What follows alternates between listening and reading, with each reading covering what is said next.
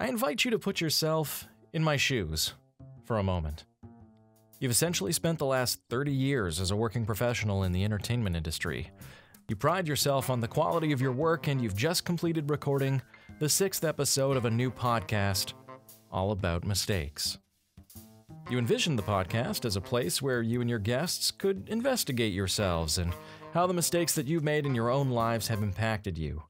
Sure, it's supposed to be funny, and the best laughs, like the best stories, come to us honestly from places of genuine vulnerability. You realize after recording that your 30-minute talk with a close friend you've known for years is so far the closest you've come to exactly what you originally envisioned the podcast to be. It's the most honest and vulnerable conversation you've ever had that you knew was being recorded for other people to listen to. And also, that you recorded your entire side of the conversation into the wrong microphone. What would you do? I've decided to keep my mistake, to try to fix it as best as I can, and to release it anyway. The first chancellor of German... Oh god, I already screwed up. The first chancellor of the German Empire in the late 1800s, Otto von Bismarck, once said, "Fools say that they learn by experience. I prefer to profit by others' experience." Hello, I'm Ajay Fry, and welcome to the 6th episode of Mistakes Were Made, the podcast about the mistakes that we've made and what we can learn from them. The format for Mistakes Were Made was in part inspired by the TIFU, or Today I Fucked Up subreddit, where people submit written stories of mistakes that they made anonymously, like, "Today I fucked up by asking a foreign government to investigate one of my political rivals." In the spirit of celebrating mistakes, I'm recording this whole podcast in one take with hopefully 0 edits. New episodes arrive Monday morning, and this week I made the mistake of waiting until Sunday afternoon to figure out what to do for this episode. I do have the excuse, of having attended a midweek funeral, but more importantly, I also have hilarious and talented friends I can rely on to get me out of a jam, like my guest today, who you might know as the yang to my yin on stage at Peep Show Toronto, our city's best nerd-less shows. You may also know her from her podcast, Sissy That Talk, a companion series to RuPaul's Drag Race. Or you may recognize her as the saltiest regular guest on my Twitch stream. It's Velvet Valhalla. Welcome, Mistakes Were Made. Hi, AJ. This is going to come as a surprise to anybody who doesn't know who I am, because you just used female pronouns and a very masculine voice just popped in. So yes, there you go. I also want to thank you. Go. Wait, is my microphone even working? This could be a major mistake. I'm like looking over at my computer screen and it's showing up as the tiniest little bar, but I am seeing levels. I can't tell, AJ. I'm on my own microphone using my professional podcast rig. So you're better at this than I am. Well, I've had a lot of time to learn. I make much less mistakes. Yes. Well, my language right now is not that good. How long have you been performing, Velvet Valhalla? That's a really tough. I mean, I've been performing since I was in high school, really. Doing stuff there, but it was kind of when I was in high school that I didn't really pursue it as hard as I could have if I really wanted to do that, even though that's what I thought I wanted to do when I was in high school.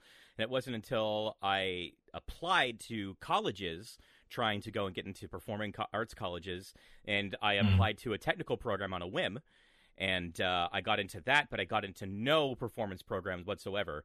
That in my first 2 or 3 months of doing production school, I realized that for real, it would be stupid for me to try to do any sort of performing arts stuff. What they were doing upstairs at my college was stupid, and I would never have been able to do that. And I totally picked the right lane, and that's kind of led to my 12 or 13-year career now, working in live entertainment. And then I do this on the side. Yeah, you work from behind the scenes doing lighting and rigging and all kinds of technical stuff.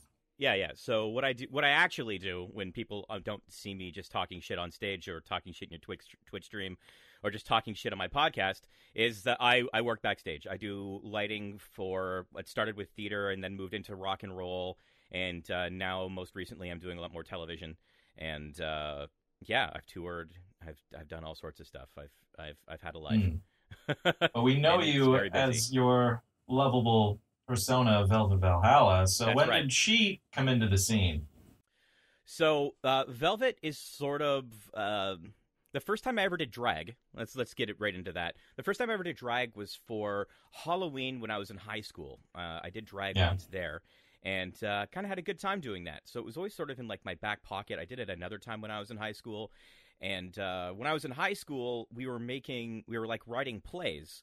And what we were doing is we were writing plays based upon movies or movie-like plays, and that's what we were putting up on stage. Like we wrote a play called Friday the 13th, the musical Jason Takes the Stage.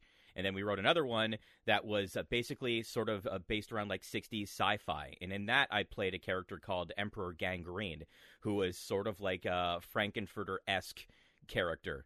That was also kind of an element of sort of how Velvet began and drag began. And whenever I moved away to college, I kept a whole bunch of that Gangrene stuff that I had, and I brought it with me, and I chose to go to the Rocky Horror Picture Show for the very first time, and I pulled a whole bunch of that stuff out. And I went to the Rocky Horror Picture Show for the first time with a whole bunch of people that I was in my class at the production school that I went to. And that is sort of kind of where it all started. I started going to Rocky Horror, started doing all that.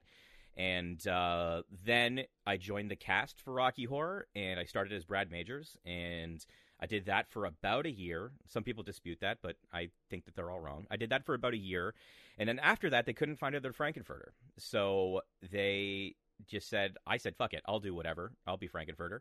So I chose to do Frankenfurter. I was Frankenfurter, and I did one awful show, and pictures came back from it. And they were the worst. They were so bad. And they were so bad that I told myself that I will not make a fool of myself on stage like that again.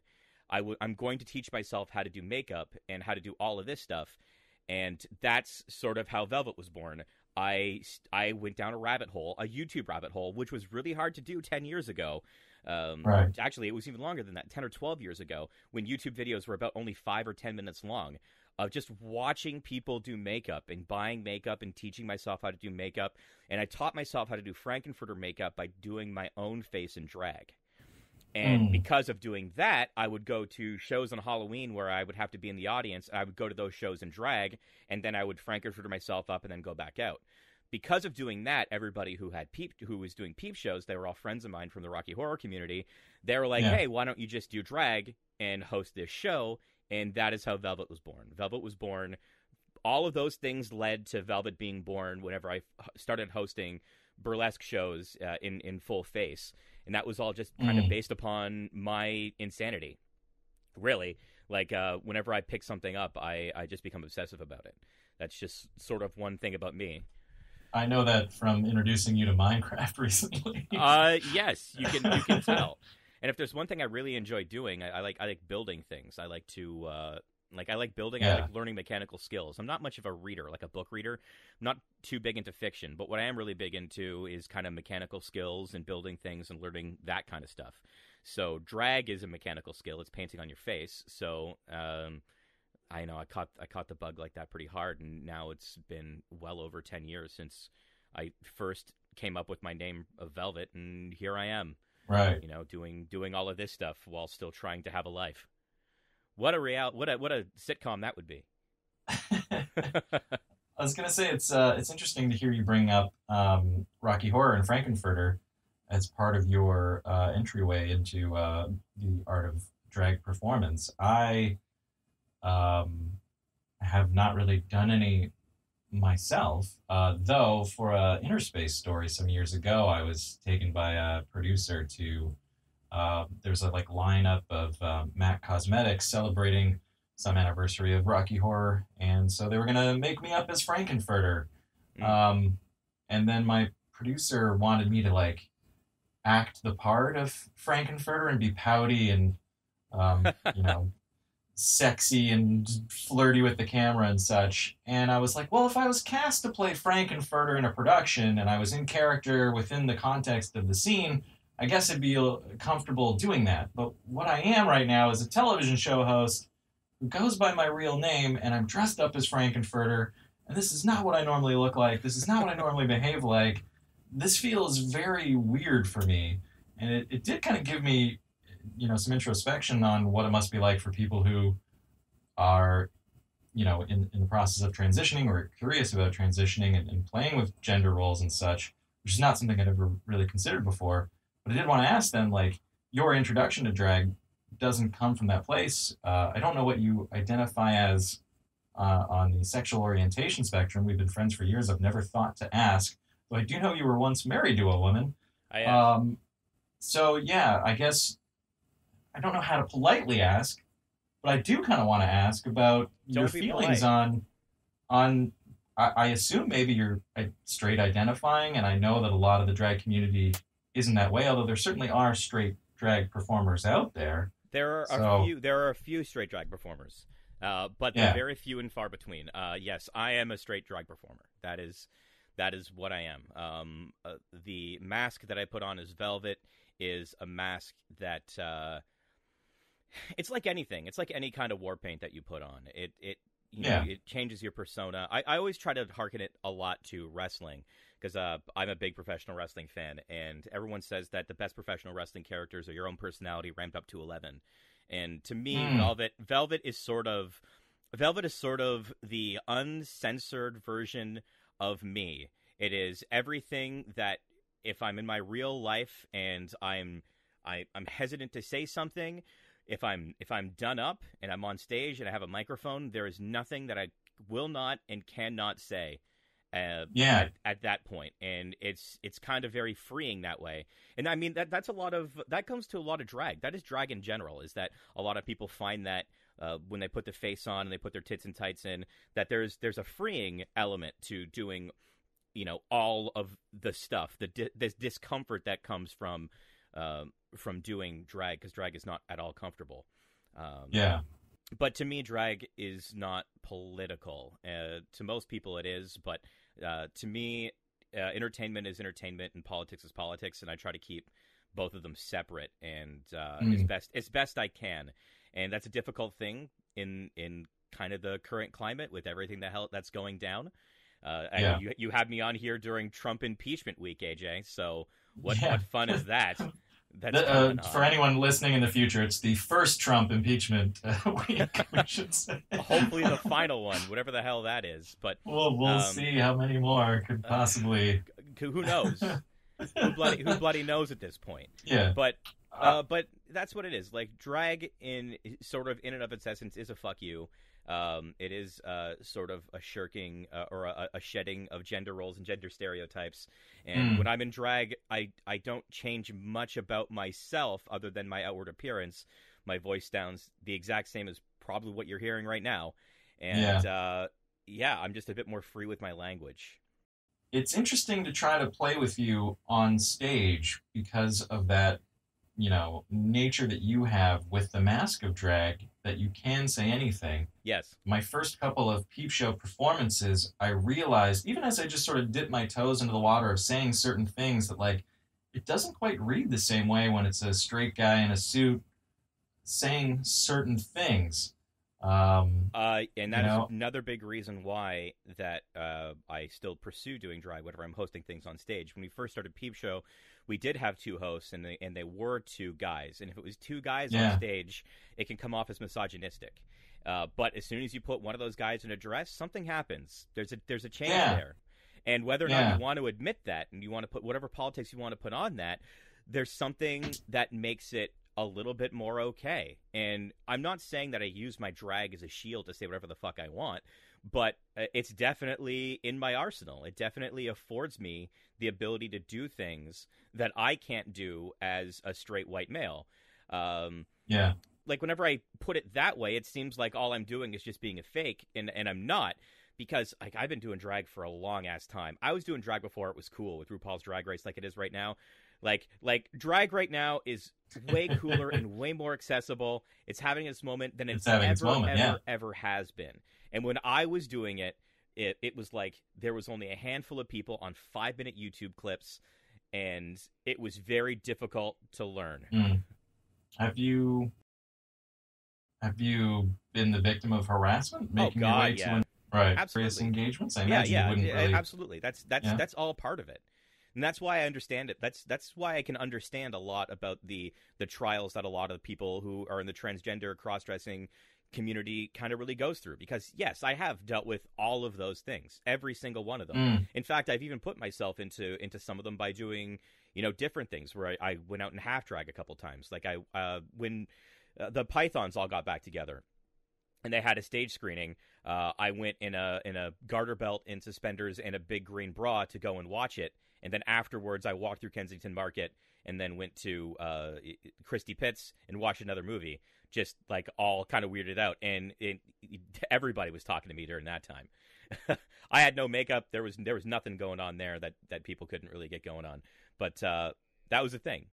I did a story for Interspace once where I had my face totally painted up like a reptile using Yep. It was like airbrush work, using ancient symbols, and my face was just like bizarre. And of course, at the end of the shoot, they're like, you want some makeup wipes? You can take that stuff off. I was like, no. I'm going home like this. I want to walk through the city of Toronto and see how people react to my face. I did the same thing with that Rocky Horror shoot as well. So, but I only had, my walk home back then was only a couple of blocks. So it wasn't a lot of time to be harassed by anyone, just mostly people turning their heads, giving me funny looks. Yeah, whenever I first started doing this, I was living in the other end of the city, so I was commuting for at least an hour, and then transferring 2 or 3 times doing that. And I mean, I'm lucky that my makeup skills are as such, or at least they started out as such, that my favorite thing is making people question. Yeah, I enjoy doing that when people have no idea what to make of me. They could look from me far away and then wonder who the hell I am.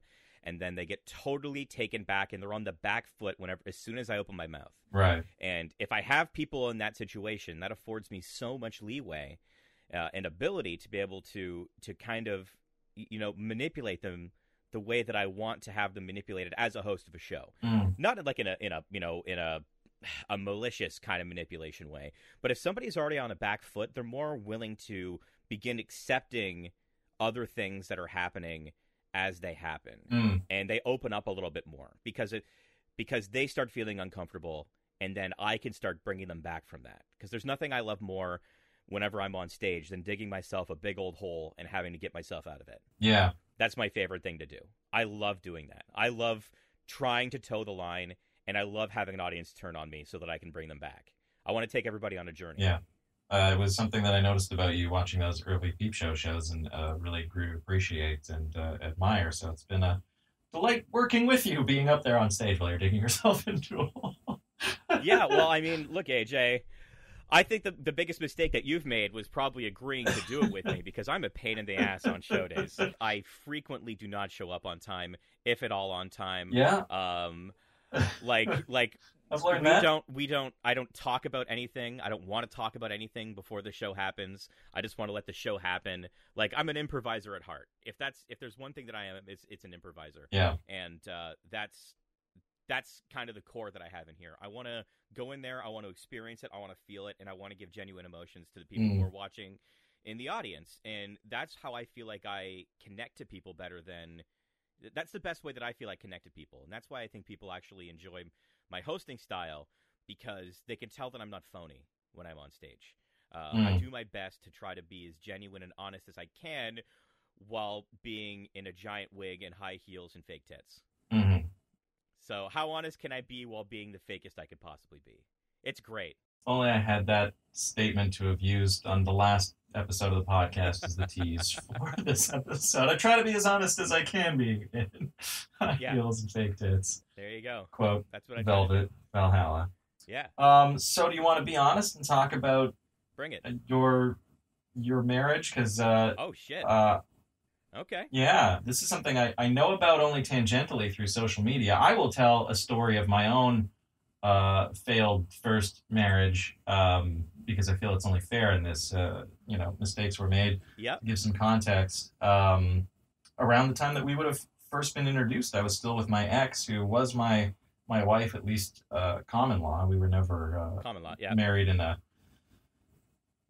ceremony or anything like that. And towards the end of our relationship, I did ultimately propose at some point when we were broken up, because I was, approaching 30 and dealing with feelings of, what if I never meet anyone ever again who I connect with? And no, we should be together, and we'll go to counseling, and we'll figure out how to make this relationship work, which is, just a big mistake on my part. I should have just celebrated the freedom that I was finally offered from this woman who I have no ill will towards, but I look back on our relationship as just a series of mistakes made in my past, things that have taught me valuable lessons. I think I'm a better partner now for having been through that relationship for sure, but I know of what it is like to wind up with the wrong woman. But I know that there's some interesting circumstance surrounding your story of your marriage, and I don't know how much you want to share, and I won't push you if there's things you don't want to go into, but if you want to tell us the story of how you found yourself wedded, married, I'm kind of keen to hear what your perspective on it is. I'm interested that you think that there's an interesting circumstances around how I was married. Okay, either way. Okay, you know what? Let's fuck it. Do you want me to ask? Because I can give you what context I have, but I'd like to know your story. I would love to hear that context, and then I will be perfectly honest with you. Well, I know that your bride was not a Canadian. Correct. And that you guys got married relatively quickly. Relatively, yes, that is true. And that you also got separated relatively quickly. Relatively, on the grand scheme of things, yes. Okay. Well, that's the context that I have. Okay. Okay, so here's the thing. This is a podcast called Mistakes Are Made. Would I say that my failed marriage was a mistake? No, because in the circumstances... if I were put in those circumstances again, I would do it again. 100%. Yeah. That's the way it is. The problem is that, in order to get and do the things that I have done to get to the position that I'm in right now, career-wise and all that kind of stuff, I've made a lot of sacrifices. And a lot of those sacrifices, the biggest people who have ever been sort of casualties of the sacrifices that I've had to make have been my family and the people that I'm closest to. Because really, when it comes down to it, I am pretty happy being alone for the most part. More than most people are happy to be alone. I don't need a lot of, I don't need to be around people a lot. Like, I can see you once every 6 months, and that normally makes me happy for the most part. And most people can't deal with that. But I have also made a ton of mistakes to get where I'm at. That I still haven't dealt with the mistakes that I've made in order to make that happen. In terms of financials and all that kind of stuff. So you've really danced around starting a story, Velvet. Well, I'm just trying to figure out how to start that story because a lot of it is my fault. Okay. Like a lot of it's my fault, and a lot of it has to do with the fact that I've had like an ongoing tax situation that I've had to deal with, and because of that, it's made it very difficult to try to have the stability that I have felt comfortable to be able to try to bring somebody else into my life, and I tried really hard with her to try to work that out. But ultimately, it was a hurdle that I was never able to come up with, and I'm incredibly harsh on myself over the situation. Like I blame myself almost entirely for the whole reason why my marriage failed. 100%. There's like at the end of the day, you can't blame anybody else. You have to look in the mirror and you have to accept your own actions. That's just the way that it works out. But because of those situations, because of the distance, because I'm really comfortable being alone and I don't have to see people, and especially if they start becoming family, like I see my family once a year, and that's something that's actually, it kind of really does bother me. Like it's Thanksgiving next weekend. I'm not going to be able to go see my family. I'm going to be working. Yeah. That's the way it is. Christmas is the only time I'm able to go and make it work. And if it's not around Christmas, it's either I'm trying to find work, or I'm in the middle of working, or, I'm stuck in a depression in between work. So it's one of those things, and all of those factors together just make it really difficult to for me to be really close to somebody, and for me to stay close to somebody. And the things that I need in order to feel like I'm close to somebody are not the things that the average person needs or wants in a committed long-term relationship. And that is something that I am trying to deal with because my nature and what I want are two different things. It really, whenever we boil it all the way down into into sort of kind of how I am and how relationships are with me. Yeah. So I don't know. Did I answer your question at all, or did I just totally dance around everything? I was kind of anticipating a story that would have gone along. Well, I met her in this circumstance. We spent this many, walking us through a relationship. But I think I've gotten to know you a lot better through that answer. I'm not sure exactly what the mistake was made. I know that, or what mistake was made, I should say. I know that you have some tax issues, but that's fine. You don't want record of that for the government of Canada to No.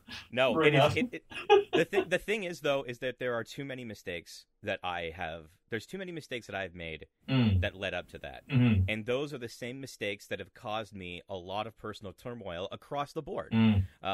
Like, for example, early on in my career, in the first 5 or so years, I was really close to my grandmother. She was like a second mother to me. She was like, I was really, really close to her. And she got cancer. She got lung cancer. And I heard about that, and I was devastated because I didn't know what was going on. I didn't know how to deal with it. And I wasn't making a lot of money back then. So I couldn't just, uproot everything and then leave. I'm just too single-minded about that. And selfish, I would say. I'm also selfish about kind of my career choices. And I remember the day that she died because I was working, and previously I had hurt myself. I had rolled my ankle so bad that I couldn't walk for about a month. During this whole time that my grandmother was basically in the hospital, just about to die of cancer, in a situation that I don't think that she even told us in the family how severe the situation was. Right. I think that she was trying to keep a stiff upper lip about it and not really tell us exactly what was going on. And I remember hurting myself, and my ankle was just better, and I went back on my first show, and my whole thought as I was on the streetcar on my way to this job was, I'm gonna make a little bit of money, and it's gonna give me and afford me the time that I can go home and I can see my grandmother before she passes away. And it was on that day, on that show, that I got the phone call that she died. And I can't remember the last time. I can't remember the last thing that she actually said to me. And this is the first time I've ever said that out loud. And it's it's got me. Yeah. This is a bit heavier than I thought you were going to get into, but there it is. If you're feeling okay about it, I'm happy we're here, man. How long have we been friends? We've been friends. I don't know. God, I have no idea how long we've been friends for. I mean, I met you before I met my wife, and I'll be celebrating my 7-year anniversary of being with my wife. Really? This December. Wow. And I don't think we've ever had any heavy talks, man. No, we really haven't had really many heavy talks, but the fact that I can't... We play games together and shoot mostly because we shit. play games, we talk shit. Yeah, that's pretty much what it is. Yeah. But the fact that I can't remember the last conversation I had with my grandmother is something that still haunts me today. It's a huge mistake that I made. And, I mean, that's well, hey, look, comedy podcast. How's that going for everybody at home? There you go. I can't recall any of my final conversations with my grandparents, aside from my grandmother, because it was a circumstance where I got the call that my grandma was passing. Granted, I was never as close with my grandmother as clearly you were with yours. While I was working as well, and my mom called to say that she was in the process of passing, and if I wanted to say anything to her, she would put the phone next to her ear. Although she wasn't really lucid at the time, so who knows what she might have gotten from it. Yeah. I think that my last memory of her that I'm certain of is that I came home after school and I was leaving to go back to the city. And she was standing in front of the door into the kitchen and she cried. And I hugged her and I said everything was going to be fine. Thinking about it, she probably knew that she was dying at that point. But she didn't tell anybody yet. Wow. So, yeah, that was a thing. And I think you got to forgive yourself a little bit because it was your grandma who was keeping things secret. And if you were aware of the severity of things, you might have behaved a bit differently. Absolutely. And I mean, it's not something that I totally blame myself. It's not, there's no guilt there, really. Like, there's regret. and it was a mistake that I don't know. It's really difficult. People who know me are going to listen to this, and I'm going to be getting phone calls.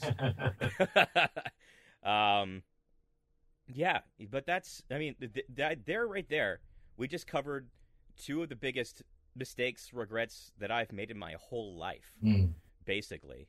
That I don't even know if I don't even know who I've told that to.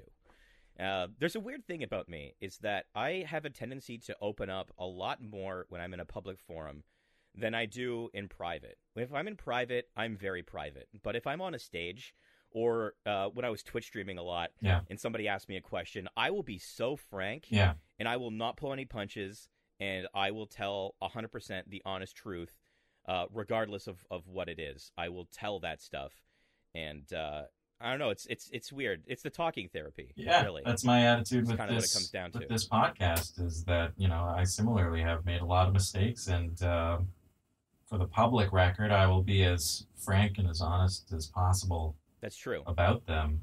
Whereas, you know, when you're getting to know someone, you might blur those edges a little bit, mute it some, hold back a little, because you're hoping that, you know, they grow to like you. You want them to be part of your life for whatever reasons, you know. But when you're recording something for the public record, it's like, no, try to be honest. Absolutely. When you're speaking in public. So, to be honest then, AJ, have you ever shit your pants? Have I ever shit my pants?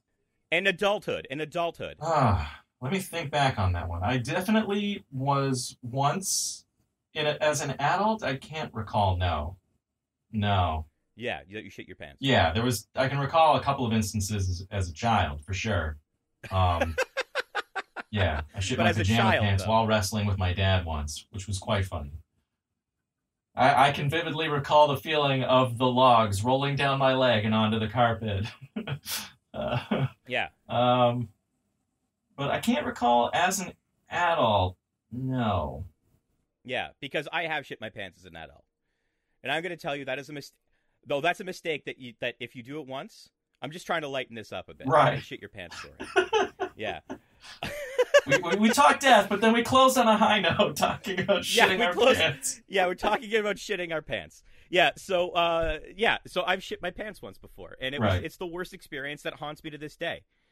In terms of silly experiences, I finished a show late at night, and I was down at the Harborfront when I was doing the show, and I really had to go to the bathroom, but I didn't realize how bad it was until I was about 4 blocks away from the Harborfront. And I'm like, oh my God, this is the worst. This is the worst thing that has ever happened in my life. Yeah. This is bad. I'm like, I have to get home, and there's no transit to get me home, and I couldn't afford to get a cab. It was bad everywhere, and it was like at 1 or 2 in the morning. Oh, it was terrible. No. So I'm like walking down the street, and I'm looking everywhere for a bathroom. I'm trying to find one. Every restaurant's closed. Oh, yeah. Everything is closed. And like McDonald's are closed. And there's nothing worse in life than going to a McDonald's that should always be open and having it be closed in front of you. Oh.